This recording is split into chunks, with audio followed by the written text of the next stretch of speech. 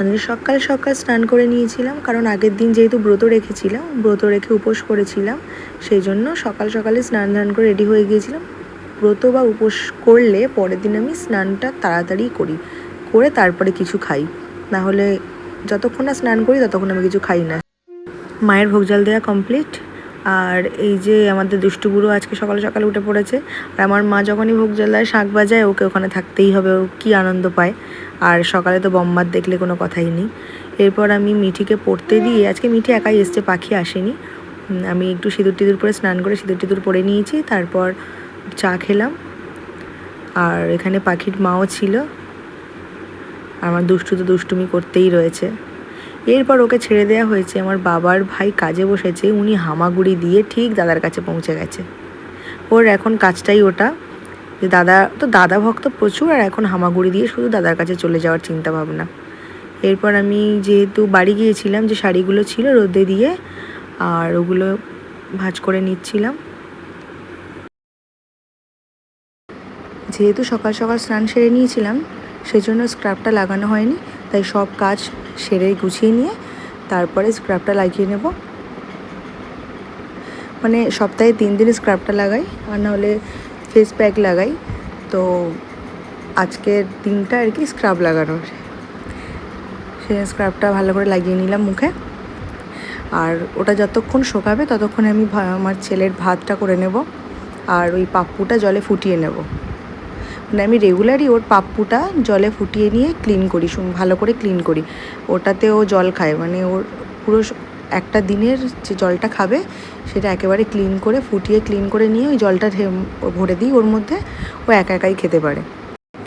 আর এই যে ভাত ডাল একসাথে খিচুড়ির মতো করে পেস্ট করে নিই, মানে এক একদিন পেস্ট করে দিই, আবার এক একদিন এমনিও শুধু ভাত ডালটা আর কি প্রেশারে সিটি মেরে নামিয়ে নিয়ে একটু চামচ দিয়ে করে খাইয়ে দিই। তো আজকে পেস্টই করে নিয়েছি, কদিন এমনি খাওয়াচ্ছিলাম তাই।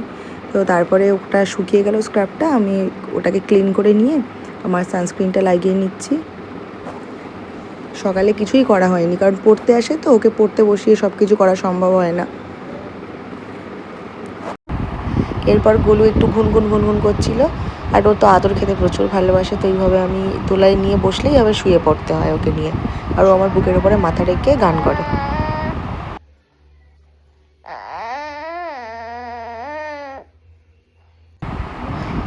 ওর গান করা শেষ হয়ে গেছে, এবার মাথা তুলে দেখবে, ও ফোনের দিকে তাকিয়ে থাকবে আর আদর খাবে। মানে আদর খাওয়ার পাগল একদম, মানে যে কেউ ওকে কোলে নিয়ে একটু আদর করলে হামি টামি দিলেও খুব খুশি হয়। যেমন গান পাগল তেমন আদর খাওয়ারও পাগল, পুরো আদুরে ছেলে হয়েছে আমার। এখানে আমার রান্না করে নিচ্ছে দুপুরবেলা। এরপর আমরা যে কোনো কাজে ব্যস্ত থাকলে ওকে এইভাবে বাথটাবে বসিয়ে দিই, আর ও বাথটাবে বসতেও খুব পছন্দ করে, আর ওখানে বসেও থাকে, একা একা খেলা করে যায়। আমরা সেই ফাঁকে আমাদের কাজগুলো মিটিয়ে নিই। ওর মা রান্না করছিল, আমিও একটা কাজে ব্যস্ত ছিলাম, আর আমার দিদাও অন্য কাজে ব্যস্ত ছিল, সেই জন্য ওকে ধরার মতন কেউ ছিল না বাড়িতে, তাই বাথটাবে বসিয়েই দিয়েছি, ওর মতো খেলা করবে। সব কাজ সেরে ওকে নিয়ে ঘরে চলে এসেছিলাম, আর ও সেই হামাগুড়ি দিয়ে জানলার কাছে পর্দায় নিয়ে আর এবার লুকোচুরি খেলবে। তো ওর সাথে আমি একটু খেলা করে নিলাম। তো যখন ওরকম কিছু নিয়ে মুখটা মুড়ি দেবে, তখন এই টুকি বললেও খুব খুশি হয়, তাই আমি একটু ওর সাথে খেলা করে নিলাম।